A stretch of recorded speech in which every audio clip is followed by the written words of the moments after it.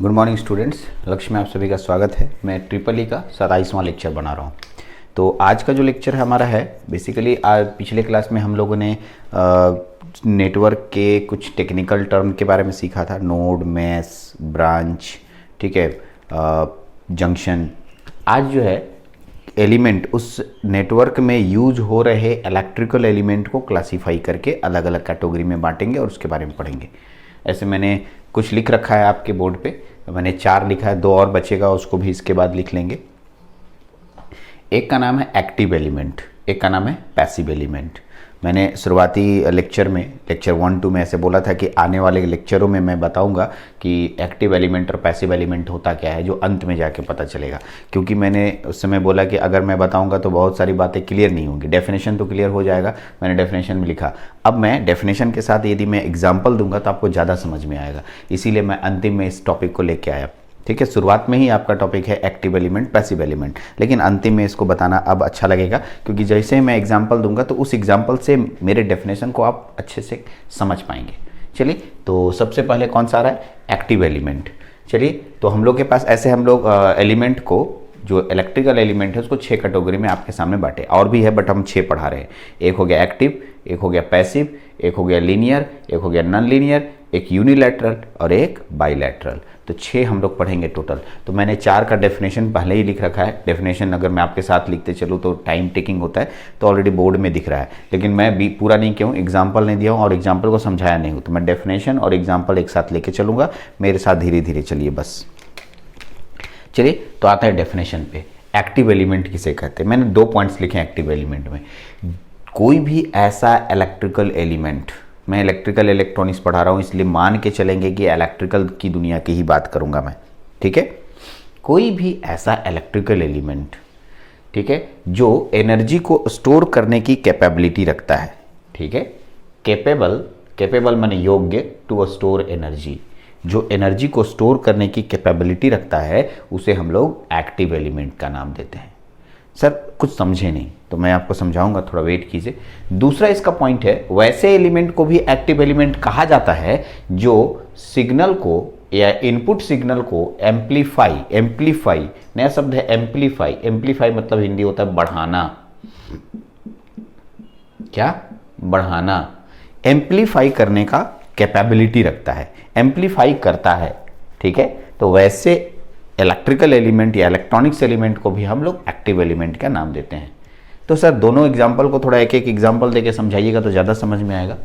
तो मैं ऊपर वाले के लिए एक एग्जाम्पल ले रहा हूँ, उसका नाम है वोल्टेज सोर्स। वोल्टेज सोर्स नाम तो सुने होंगे। ये वोल्टेज सोर्स बैटरी को कहते हैं, जो बाजार में बैटरी अवेलेबल है उसको कहते हैं। क्या उसमें एनर्जी स्टोर होता है? उसके पास ऊर्जा को स्टोर करने की क्षमता है? हाँ सर, उसमें एनर्जी स्टोर होता है। इलेक्ट्रॉन स्टैटिक चार्ज के रूप में इलेक्ट्रॉन उसमें स्टोर रहता है, ठीक है। इसका मतलब वोल्टेज सोर्स यहाँ पर आया। अब ये वोल्टेज सोर्स एक प्रकार का एक्टिव एलिमेंट कहलाएगा। दूसरा आता है, सर ऐसा कोई एलिमेंट बताइए जो सिग्नल को एम्पलीफाई करता है, ठीक है। तो ऐसा एलिमेंट है ना, बीजेटी, ट्रांजिस्टर का नाम सुने थे आप, है ना। ट्रांजिस्टर जो है, जितना भी ट्रांजिस्टर्स होता है वो इनपुट सिग्नल में वीक सिग्नल लेता है और उस सिग्नल को एम्पलीफाई करके देता है। ये आने वाले क्लासेस में या आने वाले सेमेस्टरों में जरूर आप पढ़ेंगे, लेकिन अभी फिलहाल इतना मैं बता दूं कि जो भी एम्पलीफायर होता है वो सिग्नल को एम्पलीफाई करने का काम करता है और उसके अंदर मुख्य एलिमेंट आपका ट्रांजिस्टर ही होता है। ट्रांजिस्टर का ही काम है सिग्नल को एम्पलीफाई करना, करेक्ट। तो आप बोलिएगा सर ट्रांजिस्टर नहीं देखे हैं। अरे देखे तो हैं, बीजेटी का नाम सुने थे, एफईटी का नाम सुने थे। ये दोनों के दोनों ट्रांजिस्टर है और दोनों का मुख्य काम सिग्नल को एम्पलीफाई करना ही होता है। वोल्टेज सोर्स तो नाम सुने हैं, ऐसे नहीं सुने हैं तो और इससे डिटेल हम लोग और अच्छे से पढ़ेंगे। जो स्टैटिक चार्ज को अपने बॉडी के अंदर स्टोर करके रखता है उसे वोल्टेज सोर्स कहते हैं। स्टैटिक चार्ज, स्थिर चार्ज को अपने ऊपर अपनी बॉडी के अंदर स्टोर करके रखता है, उसे हम लोग क्या बोलते हैं? Voltage source. क्या करंट सोर्स हो सकता है? तो यस, करंट सोर्स भी हो सकता है। करंट सोर्स को भी हम लोग एक्टिव एलिमेंट के कैटेगरी में रखते हैं। वोल्टेज सोर्स या करंट सोर्स, अगर मैं स्टैटिक चार्ज के रूप में रखा तो वोल्टेज सोर्स, और उसी चार्ज को मूव करा दिया, फ्लो करा दिया, बहा दिया तो करंट सोर्स। मेरी बात को ध्यान से सुनेंगे।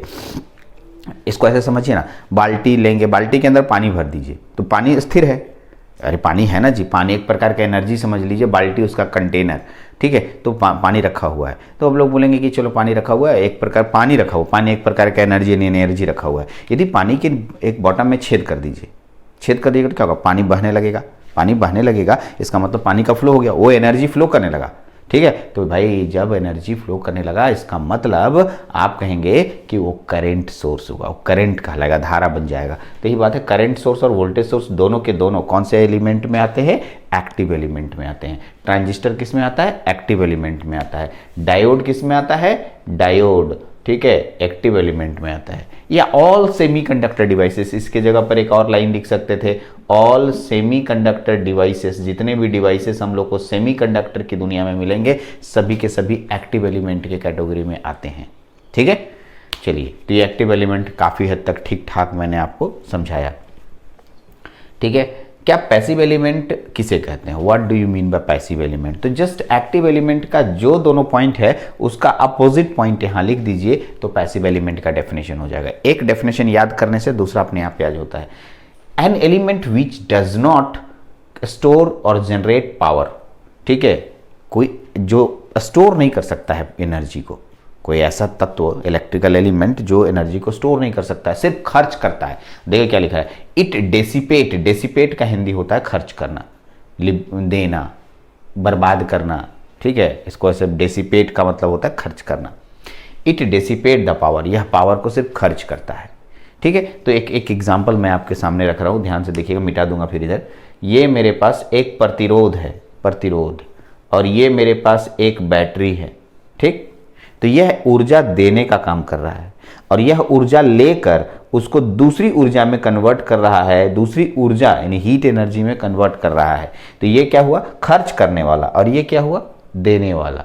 इसके पास एनर्जी स्टोर है जो एनर्जी देता है, और यह क्या करता है, एनर्जी को लेकर खर्च करता है, ठीक है। तो वही बात बोल रहा है, जो डेसिपेट करता है, खर्च करता है, उसे हम लोग पैसिव एलिमेंट के नाम से जानते हैं, ठीक।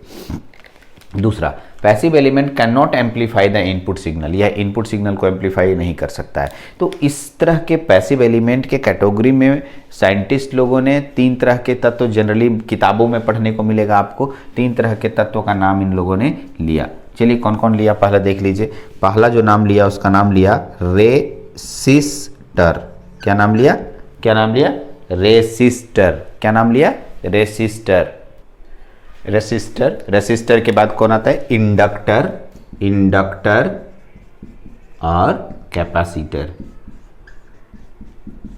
तो कुल मिला के तीन तत्व लेंगे, और भी मिलेंगे तत्व, लेकिन अभी मुख्यतः तीन तत्व, क्योंकि इन तीनों का नाम आप सुने हैं, तीनों के बारे में डिटेल पढ़े हैं। इंडक्टर क्या होता है, कैपेसिटर क्या होता है, रेसिस्टर क्या होता है, ठीक है। तो पैसिव एलिमेंट में कौन कौन आएंगे, रेसिस्टर। ये लोग जो है एनर्जी को खर्च करने का काम करते हैं, ठीक।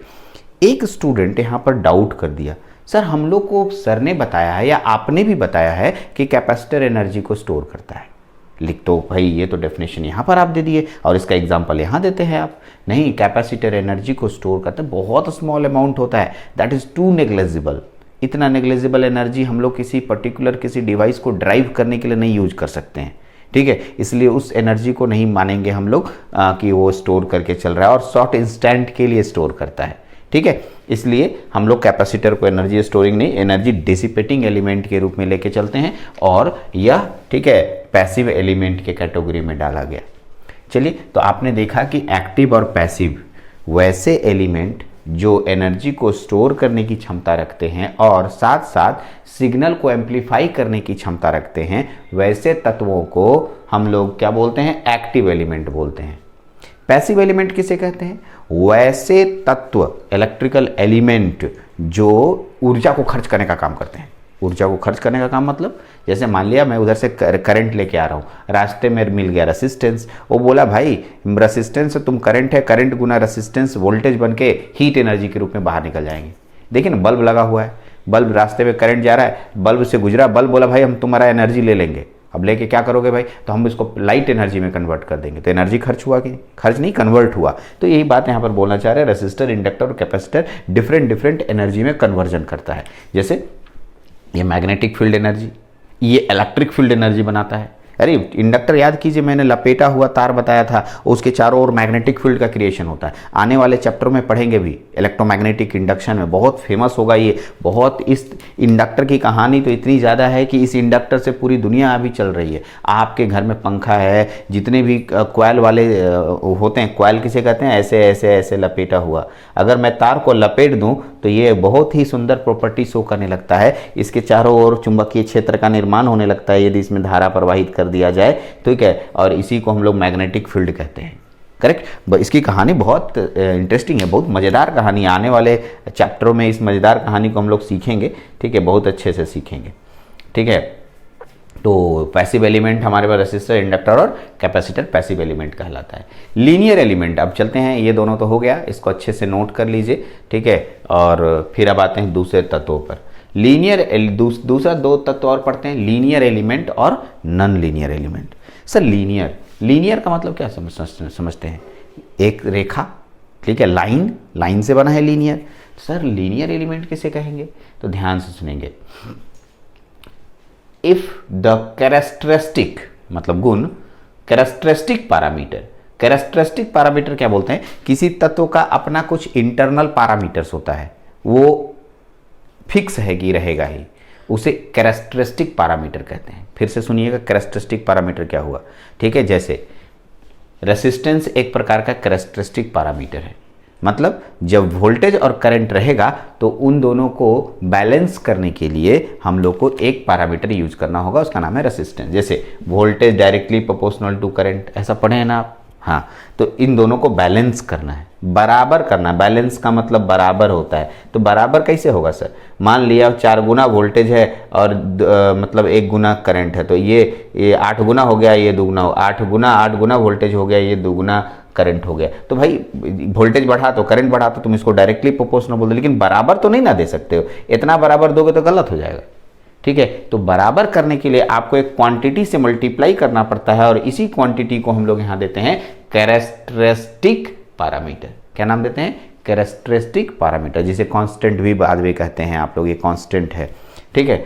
तो ये 3 कैरेक्टरिस्टिक पैरामीटर होते हैं, रेसिस्टेंस, इंडक्टेंस और कैपेसिटेंस। रेसिस्टर के अंदर रेसिस्टेंस प्रॉपर्टी होती है, करेक्ट। इंडक्टर के अंदर इंडक्टेंस प्रॉपर्टी होती है, और कैपेसिटर के अंदर कैपेसिटेंस प्रॉपर्टी होती है। तीनों का तत्व का नाम ये है, और उसके अंदर की प्रॉपर्टी ये है, यानी उसके कैरेक्टरिस्टिक ये है। अब पढ़िए डेफिनेशन। लीनियर एलिमेंट, जब ये सब जो कैरेक्टरिस्टिक है रिमेन्स कांस्टेंट का मतलब होता है स्थिर रहना, बदलना नहीं। Remains constant by the changing of voltage, current, temperature, time etc is called linear element.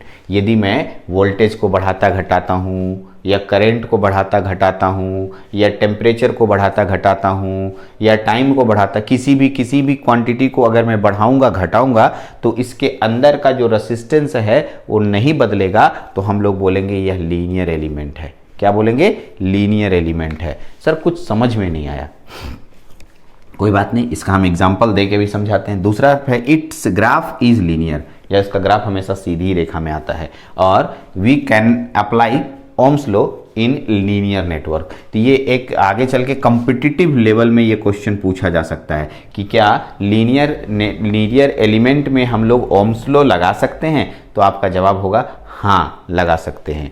चलिए अब इसका हम आपको एक एक करके एक्सप्लेनेशन देते हैं एग्जाम्पल देकर, ठीक है। तो अब आइए, मैं आपको बताना चाह रहा था, देखिए, मान लिया मेरे पास एक रेसिस्टेंस है और यहाँ एक बैटरी लगाए, इसका नाम वोल्टेज है और इसका नाम करंट है। वोल्टेज करंट के बढ़ने घटने, बढ़ाइए घटाइए। मान लिया कि मैंने यहाँ पर लिया 1 वोल्ट, तो मेरे पास आया 1 मिली एम्पियर करंट। कितना? 1 मिली एम्पियर। 2 वोल्ट दिया, 2 वोल्ट बैटरी दिया, 2 मिली एम्पियर। 3 वोल्ट दिया, 3 मिली एम्पियर। 4 वोल्ट दिया, 4 मिली एम्पियर।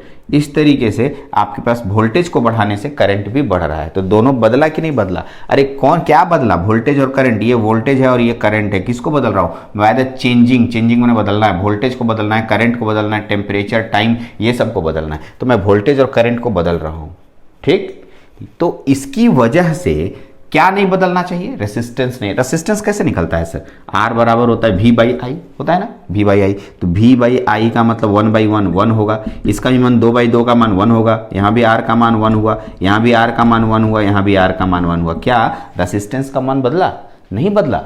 करंट हम बढ़ाते चल गए, करंट वोल्टेज बढ़ाते चल गए, करंट बढ़ते चला गया, लेकिन रेसिस्टेंस के मान में बदलाव नहीं आ रहा है। तो इस तरह के तत्व को हम लोग क्या बोलते हैं? Linear element. इसमें कौन तत्व लीनियर हुआ? रेसिस्टेंस ना जी, रेसिस्टेंस के बारे में पढ़ रहे हैं, रेसिस्टेंस नहीं बदला, ठीक है। तो उन सब तत्वों को हम लोग क्या नाम देंगे? Linear element. जब इनका ग्राफ खींचा जाएगा, बचपन में बहुत ग्राफ खींचते थे आप लोग, तो ग्राफ ऐसे आएगा, एकदम सीधी रेखा आएगा। कोई जरूरी नहीं कि ओरिजिन से स्टार्ट हो, कोई ऊपर से भी स्टार्ट हो सकता है, कोई जरूरी नहीं है नीचे से भी स्टार्ट हो सकता है, ठीक है। तो कहीं से भी स्टार्ट हो सकता है, लेकिन वो लीनियर होगा। इस तरह के एलिमेंट को हम लोग क्या बोलते हैं? लीनियर एलिमेंट नाम देते हैं। चलिए, तो इसका हम सिंपल दे, तो बहुत सारा मैंने खींच कर दिया, इतना एग्जाम में नहीं लिखना है। एग्जाम में डेफिनेशन आएगा, मैं समझाया, डेफिनेशन आकर के जो है डेफिनेशन का 1 या 2 एग्जाम्पल दे दीजिएगा, हो जाएगा। तो कौन कौन लीनियर एलिमेंट होगा? एग्जाम्पल देख लीजिए।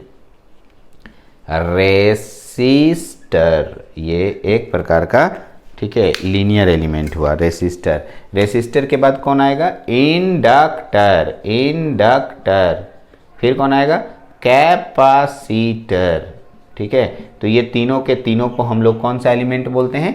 लीनियर एलिमेंट नाम देते हैं, ठीक है। इनका ग्राफ हमेशा एकदम सीधी रेखा में बनेगा, ऐसे दिखा सकते हैं यहाँ पर इस तरीके से, और इसका ग्राफ हमेशा एकदम सीधी रेखा में बनेगा, स्ट्रेट लाइन बनेगा। इसलिए आप इस तरह के एलिमेंट जिनका ग्राफ सीधी रेखा में बनेगा, उसे हम लोग, ठीक है, लीनियर एलिमेंट के कैटेगरी में रखते हैं।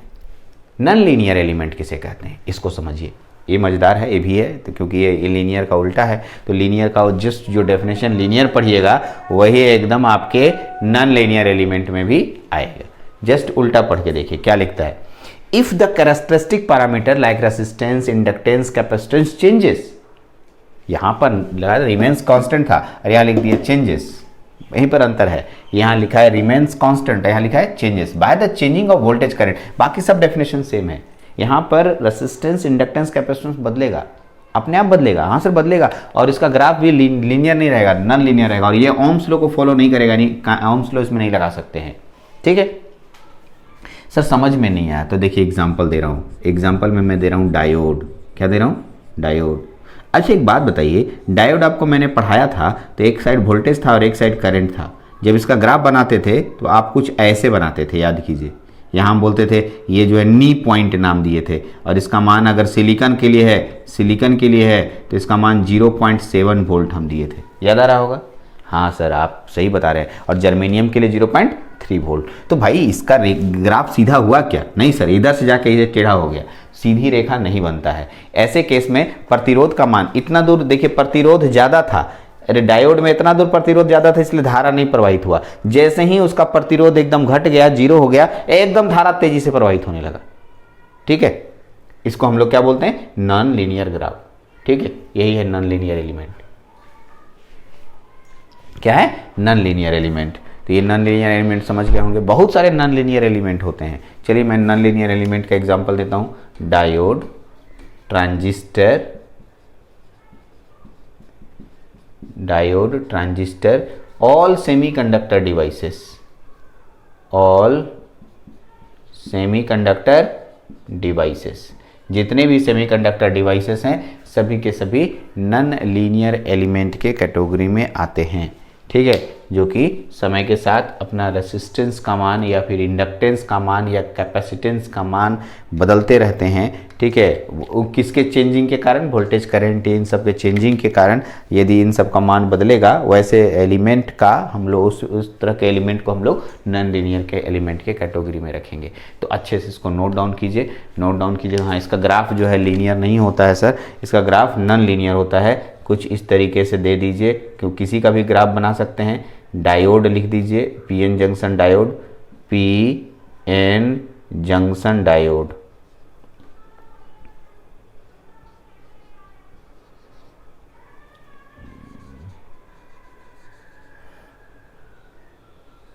ये पीएन जंक्शन डायोड। तो यहाँ से गया, ठीक है, इस तरीके से यहाँ से तो ये पीएन जंक्शन डायोड का वोल्टेज करंट है और इसका मान अलग होता है। तो रेखा नहीं, सीधा रेखा नहीं है, ये टेढ़ा रेखा है, मतलब नॉन लीनियर, लीनियर नहीं है, ठीक है। तो यहाँ पर हो गया 3 डेफिनेशन, 4 डेफिनेशंस क्लियर हुए। 2 डेफिनेशंस और हैं, उनको भी, तब तक इसको नोट कीजिए, 2 सेकंड के लिए पॉज कीजिए और नोट कीजिए पूरा। आइए, तो 2 और पॉइंट है हमारे पास, यूनिलैटरल और बाइलैटरल। यूनिलैटरल, यूनि मतलब एक, लैटरल एक इसको देखिए यहाँ लिखा बाइलैटरल। एक शब्द आएगा बाइपोलर और बाइलैटरल, दोनों अलग अलग शब्द है, पहले क्लियर कर दो। बाइपोलर ट्रांजिस्टर में पढ़े थे, वो अलग शब्द है, और बाइलैटरल अलग शब्द है। तो यूनिलैटरल क्या होता है सुनिएगा, कहता है कैरेक्टरिस्टिक पैरामीटर, अभी तुरंत बताए थे characteristic parameter, resistance, inductance, capacitance, ये सब डिपेंड करेगा, निर्भर करेगा डायरेक्शन ऑफ करंट के आधार पर, डायरेक्शन ऑफ करंट के पर निर्भर करेगा, उसे हम लोग यूनिलैटरल बोलते हैं। और डू नॉट डिपेंड्स, निर्भर नहीं करेगा डायरेक्शन ऑफ करंट पे उसका पैरामीटर, उसे बाइलैटरल कहेंगे। कुछ समझ में नहीं आया? चलिए मैं एक एग्जांपल देता हूँ। मेरे पास एक प्रतिरोध है, एग्जाम्पल से ही समझ पाइएगा, इसलिए मैं इसको दे के हिंदी करके दिखाऊंगा। एक बैटरी भी लिया मैंने, ये रेसिस्टेंस है, इसका पैरामीटर हुआ, यहाँ वोल्टेज है और ये करंट है, ठीक। करंट का डायरेक्शन इधर है, मान लिया यहाँ पर करंट I बराबर 1 एम्पियर फ्लो कर रहा है, वोल्टेज बराबर 2 वोल्ट है। कितना? 2 वोल्ट। तो मैं अगर पूछूं कि भाई तुम बताओ तुम्हारे केस में रेसिस्टेंस का मान कितना है, तो रेसिस्टेंस R बराबर होता है V/I। वोल्टेज का मान कितना है? 2, और I का मान कितना है? 1, तो कितना एम्पियर? 2 एम्पियर। इस केस में हुआ। लेकिन यदि मैं डायरेक्शन को बदल दूं, इधर से ना लेके करंट इधर से ऐसे फ्लो कराऊं, करंट ऐसे फ्लो कर रहा है, करंट ऐसे फ्लो कराऊं, चलिए करंट ऐसे फ्लो कराइएगा तो कैसे होगा? इस केस में यदि मैं बैटरी लगा दिया, सर बैटरी उल्टा लगाऊंगा, सर बैटरी की पोलरिटी उल्टा बदल लगाऊंगा तब ना, बैटरी सिर्फ उल्टा लगा रहा हूँ, बदल नहीं रहा हूँ सर, ठीक है। ये हो गया वोल्टेज का मान 2 वोल्ट, और करंट अब इधर से जाएगा, करंट का मान उतना ही निकलेगा क्योंकि रेसिस्टेंस का मान यहाँ पर है 2 वोल्ट, सॉरी करंट का मान कितना निकल रहा है इससे? 1 एम्पियर। तो मैं अगर पूछूं R बराबर निकालने के लिए तो V/I, तो यहाँ बोलोगे सर 2/1 बराबर 2 ओम, तो 2 एम्पियर लिखा गया, 2 ओम। तो दोनों के दोनों सेम है, यानी कि डायरेक्शन इधर से जाए चाहे इधर से जाए, रेसिस्टेंस को कोई फर्क नहीं पड़ रहा है। रेसिस्टेंस बोला भाई तुम इधर से आओ करंट या इधर से आओ, हम तो रोकेंगे और एनर्जी को हम डिसिपेट करेंगे और बराबर करेंगे, जितना उधर से करेंगे उतना इधर से करेंगे। ऐसा ही कैपेसिटर के लिए होता है, ऐसे ही इंडक्टर के लिए होता है। इसलिए इसका एग्जाम्पल में आएगा रेसिस्टर, इंडक्टर और कैपेसिटर, ये तीनों के तीनों, ठीक है, कैपेसिटर, तीनों के तीनों आपके बाइलैटरल एलिमेंट के कैटेगरी में आते हैं। बाइलैटरल का मतलब किसी दिशा में धारा प्रवाहित करवा दीजिए ना, कोई फर्क नहीं पड़ता। कैपेसिटर को ले लीजिए, पढ़ाए तो थे कैपेसिटर को, अगर मैं इधर प्लस से जोड़ता हूँ इधर माइनस से, तो इधर प्लस स्टोर होगा, इधर माइनस स्टोर होगा। यदि मैं इसी कैपेसिटर को इधर प्लस से जोड़ दिया, ठीक है, इधर माइनस से जोड़ दिया, इधर प्लस स्टोर होगा, इधर माइनस, तो थोड़ी जो इसी बोल रहा है कि हम नहीं, तुम बैटरी बदल दिया, हम एनर्जी नहीं स्टोर करेंगे, ऐसा बोलता है क्या कैपेसिटर? नहीं बोलता है। वो बोला कि नहीं, हम किसी भी तरीके से दो ना, हम तो एनर्जी स्टोर करेंगे, जिधर प्लस होगा उधर प्लस स्टोर करेंगे, इधर माइनस होगा उधर माइनस स्टोर करेंगे। तो कैपेसिटर भी, इंडक्टर भी इधर से धारा दो चाहे इधर से धारा दो, चुंबकीय क्षेत्र तो बनाएगा ही। इसलिए इंडक्टर, कैपेसिटर और रेसिस्टर तीनों के तीनों आपके बाइलैटरल एलिमेंट के कैटेगरी में आते हैं। किस में आते हैं? बाइलैटरल। अब यूनिलैटरल में कौन होगा? देखिए एक एग्जाम्पल, इसमें डायोड का नाम सुने होंगे, हाँ सर सुने हैं, लीजिए ये वाला है। तो डायोड, ये वोल्टेज और इसमें प्लस जोड़ दिए, एनोड हो गया ये, और ये कैथोड, याद आ रहा होगा। तो ये फॉरवर्ड बायस मोड में हुआ। कौन सा? Forward bias mode. Forward bias mode में यदि इसका मान 0.7 वोल्ट दे दे तो जंक्शन टूटेगा और धारा प्रवाहित होगा, करंट प्रवाहित होगा ना जी, इधर से इसे, हाँ कि ना? तो अब इसी को उल्टा कर दीजिए। यदि यही डायोड आप लेते हैं और बैटरी उल्टा लगा देते हैं, बैटरी इधर प्लस और इधर माइनस लगा देते हैं, करंट इधर से जाएगा बट करंट नहीं आएगा सर। ये जो इसका नाम दे देते हैं I1 और इसका नाम दे देते हैं I2, यहाँ पर भी नाम दे देते हैं I1 और यहाँ पर नाम दे देते हैं I2। I1 बराबर I2, I1 बराबर I2, दोनों सेम है, यहाँ पर धारा का मान सेम है। लेकिन यहाँ पर धारा का मान दोनों में सेम नहीं है, क्योंकि ये बोलता है हम जंक्शन तोड़ेंगे करंट फ्लो कराएंगे, अरे फॉरवर्ड बायस मोड में है, और ये कौन सा मोड में है, रिवर्स बायस मोड में है। याद आ रहा होगा, फॉरवर्ड और रिवर्स हम ही पढ़ाए हैं, डायोड पूरा पढ़ चुके हैं, फॉरवर्ड रिवर्स बायस जानते हैं। तो ये फॉरवर्ड बायस मोड में है। रिवर्स बायस में यहाँ का जंक्शन नहीं टूटता है, पढ़े हैं, और करंट धारा प्रवाहित नहीं होता है। I2 का मान लगभग 0 एम्पियर होगा, और I1 करंट फ्लो करने की वजह से ढेर सारा एम्पियर होगा, 1 एम्पियर, 1 मिली एम्पियर या 2 मिली एम्पियर या 3 मिली एम्पियर। यानी यहाँ पर लिख सकते हैं I1 does not equal to I2, I1 I2 के बराबर नहीं है। यानी कि धारा का दिशा बदल देने से अंदर का गुण, अंदर का पैरामीटर रेसिस्टेंस बदल गया। इसके अंदर ढेर सारा रेसिस्टेंस हो गया, इसके अंदर एकदम रेसिस्टेंस कम हो गया, तो इसलिए धारा प्रवाहित करने लगा, ये रोकने लगा। ठीक है, तो यही बात बोले थे कि कैरेक्टरिस्टिक पैरामीटर यदि डिपेंड करता है डायरेक्शन ऑफ करंट पे, करंट की दिशा पर, इधर अगर दिशा दे रहे हैं तो डिपेंड कर रहा है, इधर दे रहे हैं तो इधर दे रहे हैं तो कम है, इधर दे रहे हैं तो ज़्यादा दे रहे हैं, लेकिन इधर या इधर दे रहे हैं तो कोई फर्क नहीं पड़ रहा है, डज नॉट डिपेंड कहते हैं इसको। तो इसमें बहुत सारा आएगा सर, डायोड, ठीक है, ट्रांजिस्टर, ऑल सेमीकंडक्टर डिवाइसेस, तो ये पूरा का पूरा आपके पास हुआ। तो मैंने 6 तरह के तत्वों का आपके सामने जिक्र किया। ऐसे हमारे सिलेबस में एक्टिव और पैसिव खाली था, लेकिन मैंने 4 और बताए क्योंकि उसी से रिलेटेड होता है। आने वाले सेमेस्टरों में, आने वाले सब्जेक्टों में या कहीं ना कहीं ये मिलेगा ही आगे, अब इसी यूनिट, इसी सब्जेक्ट में कहीं ना कहीं मिल जाएगा।